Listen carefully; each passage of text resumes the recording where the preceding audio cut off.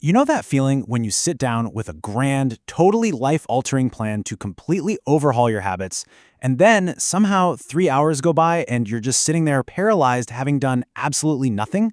It's such a bizarre glitch in human psychology. We set out to conquer these massive mountains in our lives, but just the mere thought of the climb anchors us right to the couch. Well, welcome to this explainer. Today, we are not going to give you another generic lecture on willpower, and we're definitely not going to tell you to just push harder. Instead, we're going to diagnose this paralysis through a totally different lens, which is the lens of physics. We're going to uncover this invisible friction that silently sabotages our days, and I'll show you a remarkably counterintuitive strategy that flips failure completely on its head. So why is it that our absolute biggest, most inspiring goals are the exact ones that trigger our most spectacular failures? Just imagine standing at the base camp of Mount Everest. When you look up, your brain isn't processing that very first simple step. Nope, it's hyperfixating on the freezing cold, the thousands of feet of sheer vertical drop, and the agonizing exhaustion waiting for you in the death zone. The psychological gravity of a massive expectation creates this immediate, impenetrable barrier. When we aim incredibly high, our brain basically runs a subconscious calculation on the sheer energy required to meet that towering expectation. And honestly, it panics. To conserve energy, it triggers a freeze response, leaving us utterly immobilized before we even take step one. Let's look at how this actually plays out in normal, everyday life. Say your golden rule is that a real workout has to take 1 full hour of intense sweating. But today, a meeting ran late, traffic was an absolute nightmare, and you only have 40 minutes to spare. Now, pure logic dictates that 40 minutes of elevated heart rate is still incredibly beneficial, right? But perfectionism? Perfectionism isn't logical. Because that 1-hour threshold can't be perfectly met, your brain actually categorizes the 40-minute option as a failure before you even tie your running shoes. So what do you choose? You choose 0. You literally sit on the edge of the bed in your gym clothes, mindlessly scrolling through social media. The high expectation literally becomes the exact reason you produce 0 output.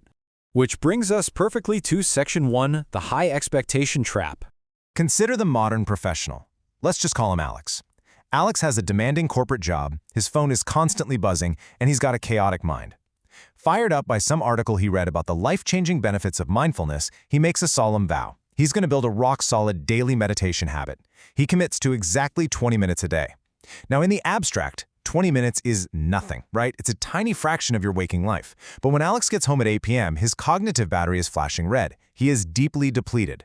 Suddenly, that 20-minute goal morphs from this calming wellness break into a towering, insurmountable wall of effort. The expectation of sitting perfectly still for nearly half an hour creates an instant, profound mental resistance. And right on cue, the rationalizations begin. He thinks, I have to prep for tomorrow's meeting, or I really need to reply to these emails, or here's the classic. I have to be somewhere else in 20 minutes, I just don't have time to meditate right now. Our human brain is putting on a masterclass and manufacturing highly logical-sounding excuses to avoid high-effort tasks. We convince ourselves that we're simply waiting for the perfect conditions, when we're fully rested, perfectly calm, totally free of distractions. But in the reality of modern life, perfect conditions are a total myth. They never arrive. And because Alex can't do the full pristine 20 minutes, his output drops right back to 0. And that leads us to Section 2, the all-or-nothing fallacy.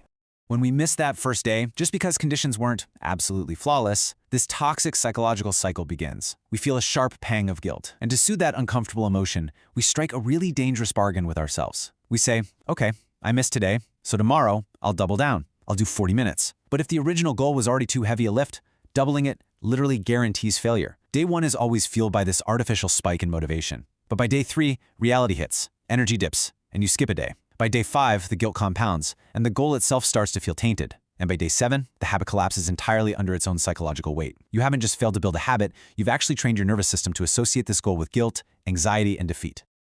Let's shift gears a bit in Section 3, the physics of procrastination. We really need to stop viewing procrastination as a moral failing. It isn't a lack of character, and it certainly isn't just laziness. It is, quite literally, a problem of physical mechanics and energy conservation. Sir Isaac Newton figured this out centuries ago. Objects at rest tend to stay at rest. Just imagine your brain as this massive, impossibly heavy boulder resting on a flat patch of dirt. Getting that boulder to budge even a single millimeter requires an immense, straining output of energy. But once that boulder is slowly rolling, it requires barely a nudge to keep it moving. Human behavior operates on this exact same law of physics. The absolute hardest part of any productive endeavor is simply initiating movement from a dead stop. Trying to force yourself to study for a full hour when you're currently deeply entrenched in the couch, that is a remarkably high-friction event. You're attempting to launch a rocket from a dead stop, fighting the full, brutal force of gravity. But if you've already been reading a textbook for just 3 minutes, you are now an object in motion. The friction evaporates. The cognitive effort required to simply continue reading is just a tiny fraction of the massive effort that was required to start in the first place. You've achieved orbit. So, how do we use this? That brings us to Section 4, the mini-habit framework. If the hardest part of productivity is initiating movement, the solution is to entirely eliminate the friction of starting. We have to shrink that massive boulder down into a tiny little pebble. A typical habit relies on high expectations and daunting commitments, which is precisely why the success rate plummets the exact moment you're tired or stressed. A minimal habit, on the other hand, flips this dynamic completely. The expectation is set dangerously low. The commitment is minuscule, and because of this, the success rate, even on your absolute worst, most exhausted, most chaotic day, is 100%. By requiring almost zero energy to start, you're engineering guaranteed daily victory. We are talking about milestones so laughably small that they completely short-circuit your brain's excuse-making department. Meditate for 2 minutes. Practice the piano for 3 minutes. Read exactly 1 page of a book. Do a single solitary push-up. You literally cannot look in the mirror and genuinely say, I am simply too busy and too tired to do 1 push-up. It's impossible. These goals bypass your brain's amygdala, that internal alarm system that triggers resistance, because they pose absolutely zero threat to your precious energy reserves. Which leads directly into Section 5, momentum and habit expansion. Now, we have to address the obvious skepticism here. You might be sitting there thinking, I am never going to get fit doing 1 push-up a day, and I am definitely never going to read a whole library of books 1 page at a time. And honestly, if you strictly stopped at 1 every single day, you'd be right. But the real magic of this framework isn't in the tiny action itself. It's in the profound psychological state change it creates. Momentum replaces motivation. Once you read that single page, the friction of starting is gone. The book is already open in your hands, your eyes are already scanning the text, and almost by accident, you read a second page, and then a third. You aimed for a 2-minute meditation, and suddenly you've been breathing quietly for 20 minutes, entirely because the barrier to entry just vanished. Look at a chaotic, completely cluttered bedroom. The expectation to clean the entire room is that heavy boulder again. It's paralyzing. You'll probably just step over the mess and avoid it for weeks.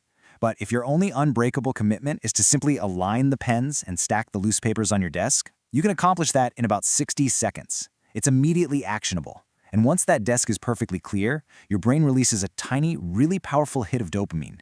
You feel productive. Spontaneous momentum kicks in, and before you know it, you're vacuuming the rug, folding the laundry, and wiping down the windows. Let's bring it all together in Section 6, Designing Unbreakable Habits. Understanding the physics of productivity is really only half the battle. We need to make this actionable for you right now. Here is your definitive blueprint. Step 1, pinpoint the monster. Identify the one habit you constantly dodge, whether that's writing a novel, exercising, or learning to code. Step 2, shrink it down until it literally sounds like a joke. Don't write a chapter, write 1 sentence.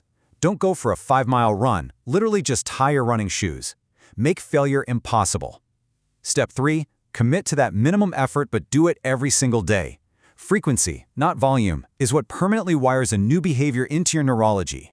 It all boils down to a fundamental truth of human behavior: consistency over intensity. You know, we're so deeply conditioned by our culture to glorify the hustle, the grueling boot camps, the all-night study sessions, those exhausting 12-hour sprints. But intensity is highly fragile. It shatters under the weight of a bad day, a common cold, or just a stressful week at work. A microscopic amount of effort repeated daily without fail compounds into astronomical results over time. But more importantly, it shifts how you view yourself. It builds the unbreakable identity of someone who simply shows up, no matter what.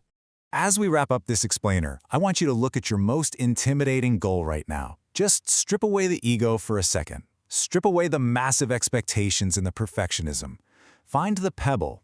What is one microscopic, hilariously small action you can take right this very second to bypass your own friction and become an object in motion? Don't wait for perfect conditions. Find your 1 page, your 1 push-up, your 1 minute, and just start rolling.